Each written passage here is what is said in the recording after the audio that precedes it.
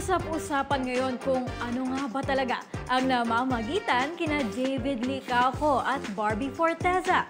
Chikang umaabante mula kay Mildred Amistad Bacud.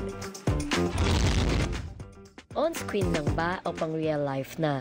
Usap-usapan ngayon ang tila ibang level na kaswitan ni na Barbie Forteza at David Licauco.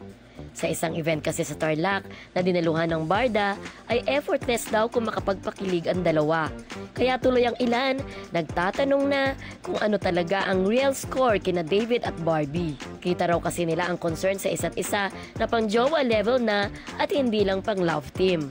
Napapansin na rin daw ang pagiging clingy ni Barbie sa kanyang ka-love team.